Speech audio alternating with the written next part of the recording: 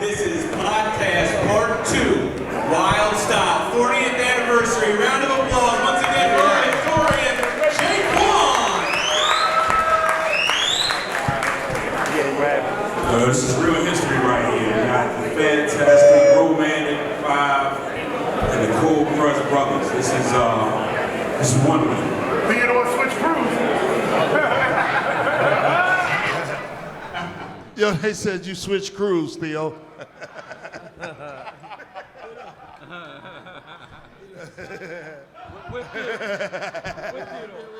That's okay. That's okay. We'll take them. We'll take them. All right, so I'll start with Easy AD. Easy AD. If you could tell us, how real was the rivalry between Fantastic and the Cold Crush? Check 1, 2. First of all, can you turn up my microphone? Because I'm a real MC. I need a little volume on my microphone. That's number 1. Turn the mic up. Number 1, first of all, let's get a little history. The first initial connection of the Cold Crush Brothers, we had DJ Tony Tone, DJ Charlie Chase, T-Bone, Whipper Whip Dada Rock, and myself, right? So that was the first initial Cold Crush Brothers. And then Whipper Whip and Dada Rock said, you know what? We're going to be going to a different group. And then they joined the Fantastic Five. I mean, the L Brothers. Excuse me, can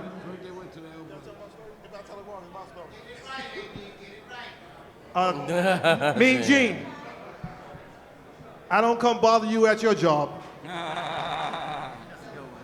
All right, so anyway, he joined the L Brothers. So anyway, the rivalry was really, really, really intense because at the particular time, there were some groups that was in the Bronx, they went on tour. Thank you.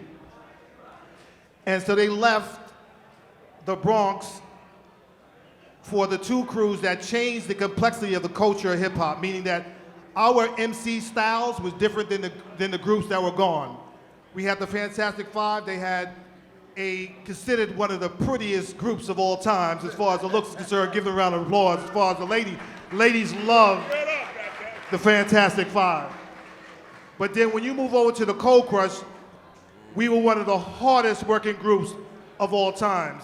And plus, you know, we had 2 DJs, they had 1 DJ.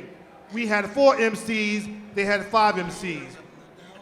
We had Kevy Kev, which was at the helm of the MCs, and we had Grandmaster Cass, which was at the helm of our MCs. And the rivalry was really, really intense because we were really kind of fighting for hip-hop supremacy. And one of the things that I just want the world to know, the Cold Crush Brothers we battled really ourselves. We wanted to be better than ourselves. Every time we had an opportunity to create rhymes, be at rehearsal, we were battling ourselves. So the rivalry was really, really intense. They had Grand Wizard Theodore. We had Charlie Chase and Tony Tone. We had our personal photographer at the time, Joey Kane, who now named is Joey Conzo. We had the first, and a lot of people always use that word, the first. Cold Crush Brothers had a lot of firsts, so we had the first tape master, which was my friend since 3rd grade, Mr. Elvis Moreno, the tape master, who sold our tapes at that time for $20 in 1980, 1981.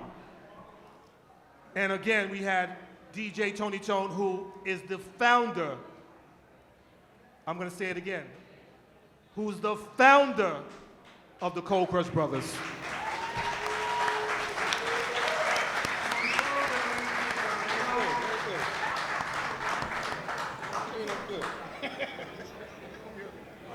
question. Whipper Whipper.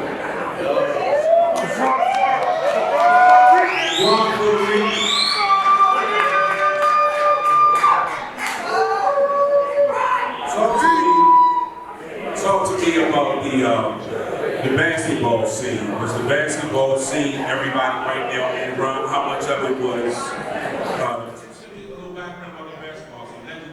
Well, first and foremost, we did that after whose party was it?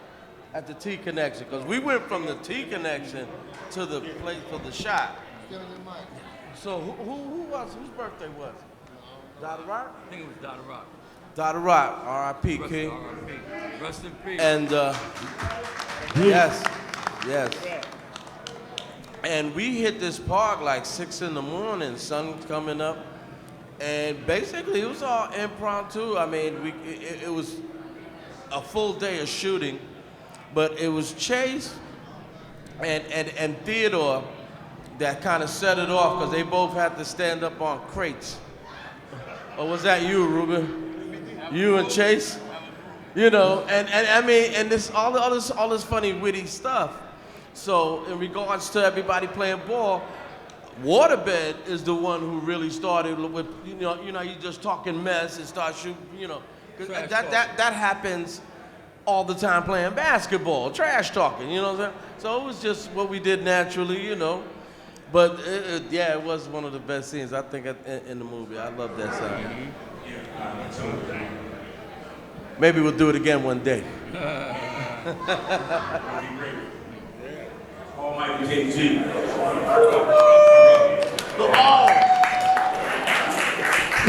What is in that movie? You guys had quite a few scenes in it. What's your most memorable? Not necessarily favorite, but what you remember the most about recording the movie? That really sticks with you to this day. All right. Well, it was two. Actually, it was so many different ones, but I'm gonna just give you two. All right. So obviously, the basketball scene was iconic, in that way. But for me, also was the Dixie Club. That's with us and the Fantastic and Theodore, and Charlie Chase and Tony Tone and the Cold Crush 4. To me, that's one of the best. I still love just looking at that because it takes you to a time where the music was pure, original, and good. You still can dance to that to this day. And I think it's like, 40 years old.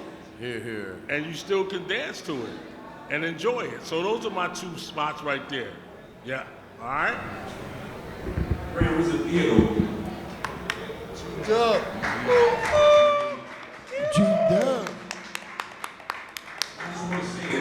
The way that movie was put together, it was shot without music, and Theodore took the music, watched the scenes, and put it in later. So he basically was the first DJ, producer at that point to score, editor, to score. He scored that movie. He watched the scenes and said, okay, this can go here. I think he did a great job of doing that.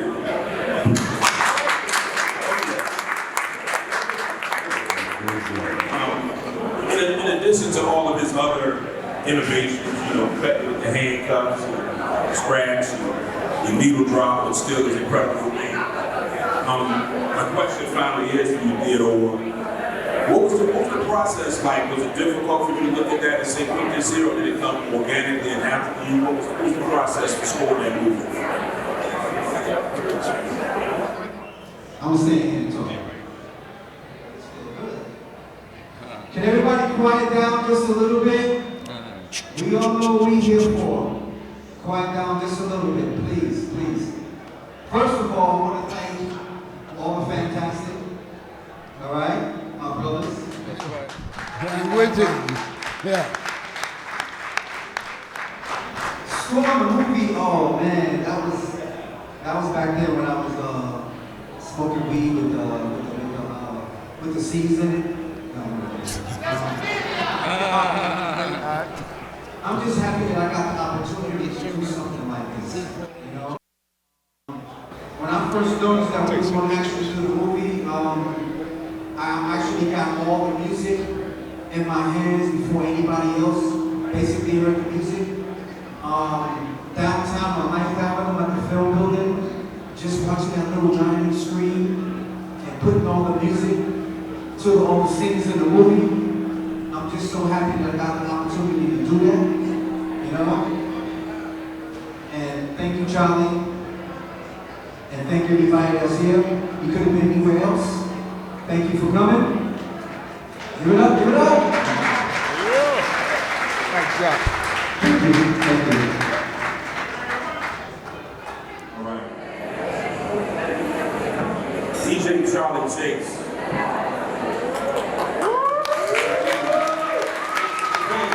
Charlie.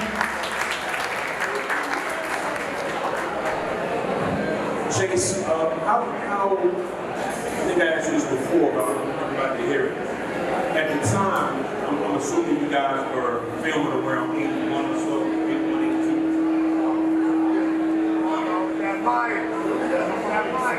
81, 82, the film. How realistic do you think the portrayal of the DJ hit everybody? In the context, I know everybody basically played their own role with the exception of a couple of people in the movie. Nobody was really playing a role by who they were. But for you, how realistic was the portrayal of how things were at that point? We were on the cusp of, rap records, Marvin Gaye, how realistic? Well, first I want to thank National Hip Hop Museum for inviting me out here. It's an honor to be out here. Hip hop at that time was in its most sincerest form. It wasn't what it is now, which is what's now is awesome. But back then, it was in its most sincerest form, where it was just one DJ keeping the pace for 4 MCs, and the DJ and the MCs rocking the party. It was in its most sincerest form. In the film, they didn't portray us too much, but they did show us back there how we were doing it for the MCs. As far as the film itself goes, it's got to be the most honest. That cast-wise, it has to be the most honest movie ever made, because everybody who was in the movie that portrayed their parts actually did what they did.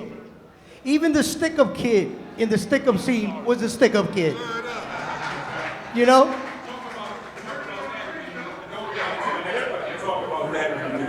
Yeah, I'm sorry, what was that again? Talk about that. That's one of my next questions. Yes.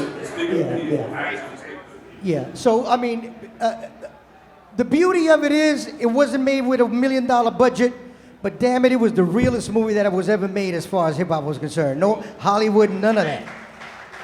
So that's how I feel about that.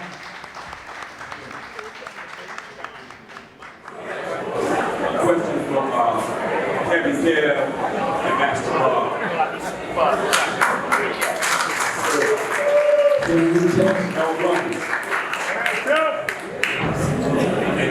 Ken, you can go first. I'm going to ask you pretty much the same question I asked before.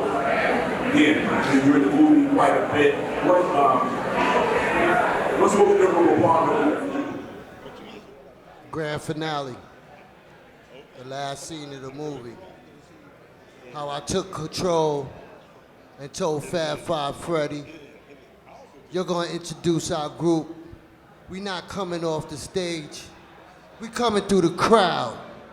That nigga said, okay, let's do it. It wasn't history yet till we got on that stage. Then when we got on that stage, boom, we just took it off safety. Remember, these brothers here, we breathing on purpose. That's right. Remember that. Hey, listen, I love Ruby D, I love Dot, I miss him so much. I love Whip. I love Rock. Well, of course, you know I love Master Rob. That's my brother. That's not my friend. You know how many people used to see me and say, yo, Kev, what's up? How your man Rob doing? I should go, yo, yeah, he all right. You know? They may say, yo, what's up, Rob? I say, nah, I'm Kev. And we still together to this day. You know? Thank God. And my mom's just got over a heart attack, 3 surgeries, major, and she's home. Get well. Hey, yo, man, big ups to everybody that still want to do this stuff. Because we ain't here for no joke. We ain't here today just to be up here on the mic talking with our friends. We trying to make families. We trying to build countries, clubs. We definitely involved in this game. Y'all gonna see a whole lot from the Master Rob, Waterbed Kev, Ruby D, Prince Whip, Rockwell, Grand Wizard. Ziggy what? Master Rob, same question for you. Okay. First, can I give a little history real quick? Run it down.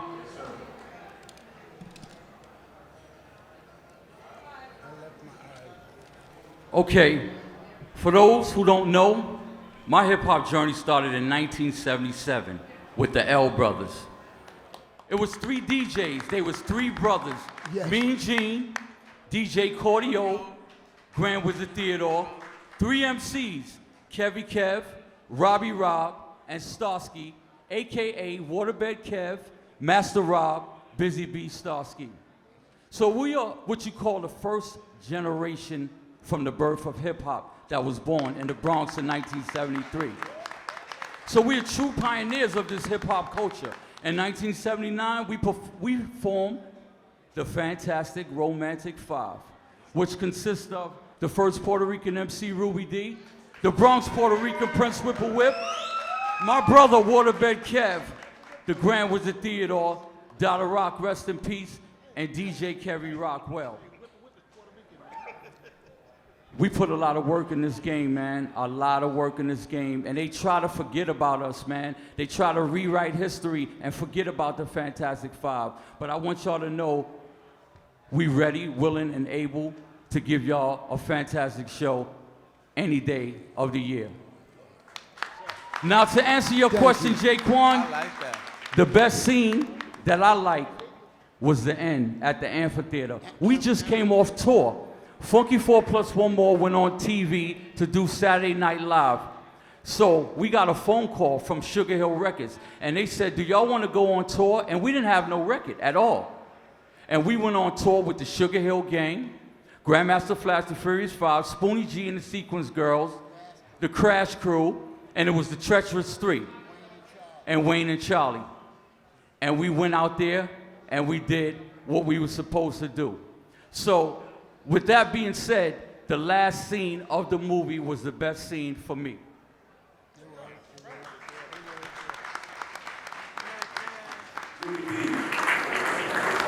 Ruby D, we know that, rest in peace, Dada Rock. Give me definitely. Yeah. Give a round of applause for Dada Rock.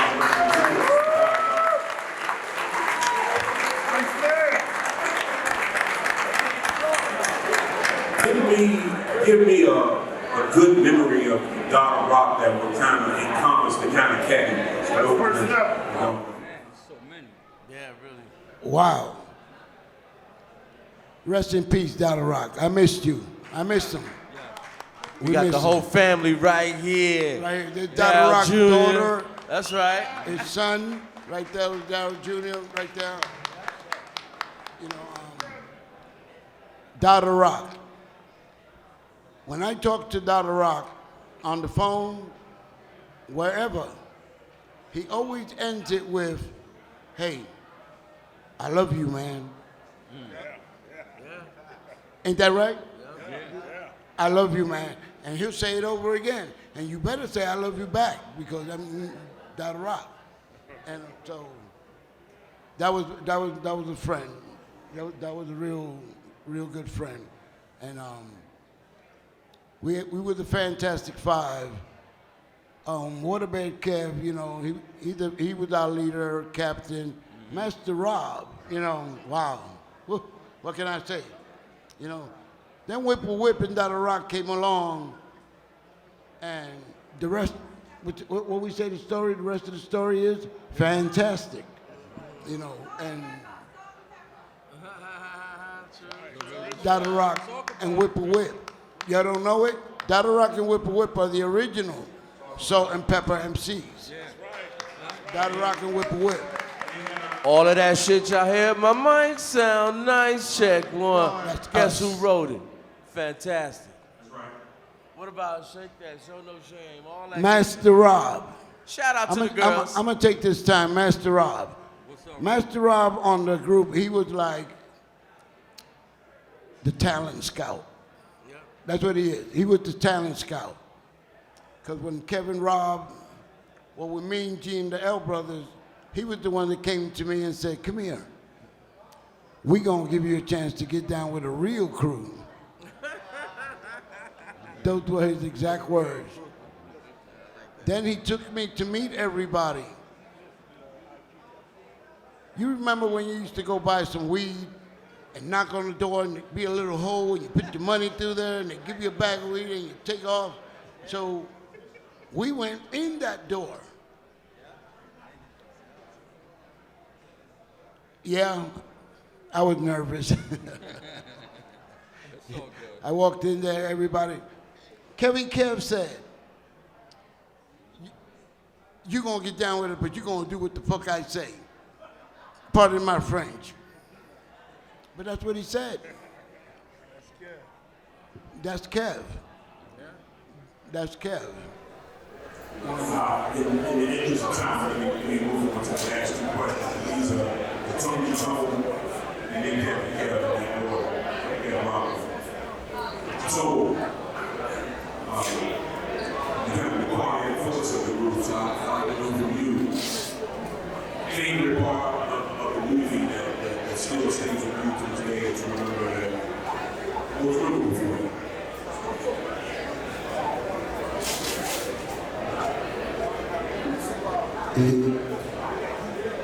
Okay, I just said that I'm at her anyway.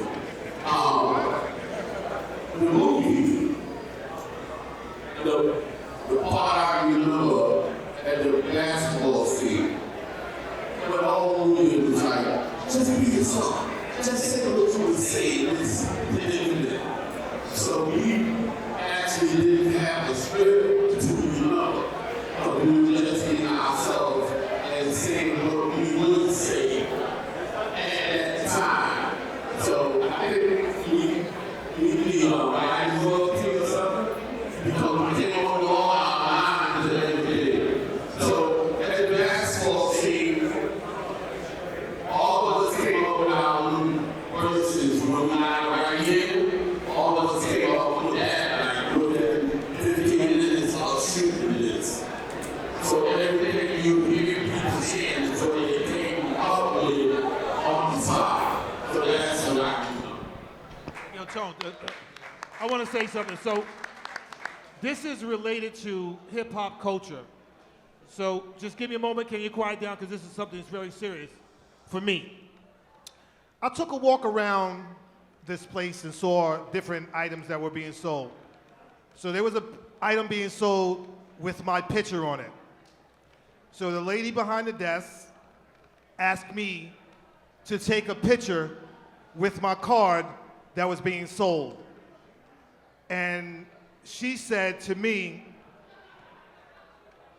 I said, the only way I'm gonna take a photograph with you of that card if I get a free one. And you know what she said? She said, have a good day.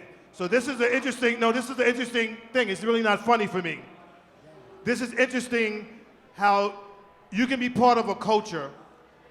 Your image, your name, and your likeness can be sold without your permission.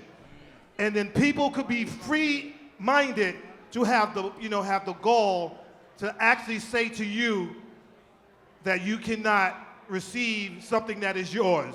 Think about that. So, round of applause for that. Number two, Charlie Ahern continuously sends us our royalty checks all the time. Give him a round of applause for participating in this movie.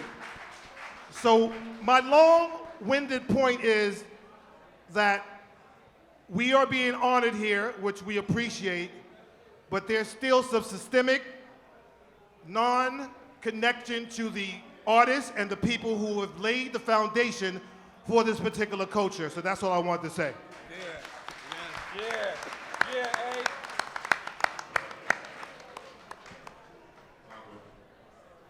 My favorite part of the movie, it was by accident. So Waterbed is telling Theodore what they're getting ready to do at the amphitheater. And they decided to come through the crowd. So at that point, Waterbed and Theodore decided, Kev, you go up on the stage and start cutting Heartbeat while we coming down. So I'm cutting up Heartbeat while the group is coming down through the crowd. And was part of history, you know what I'm saying, by accident. It was all by accident.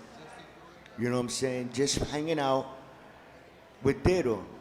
You know what I'm saying? It was all by accident. And that was my best part of the movie.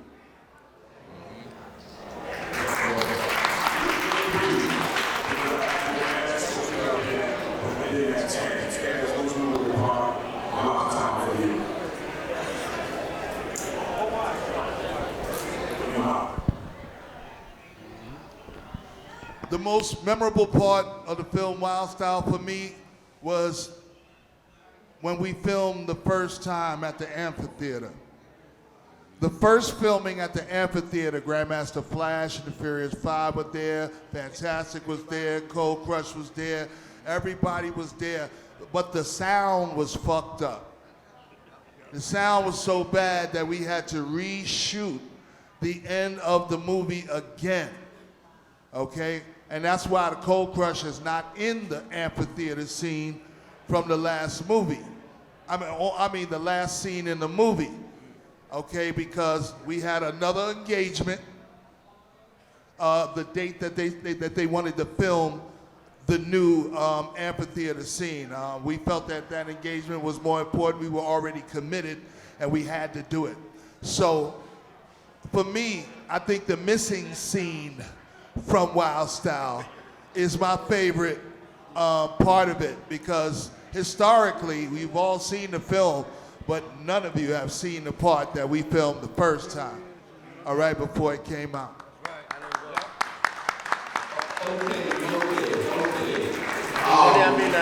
The first time we shot it, I did the sound. I recorded the sound on the phone, not the sound.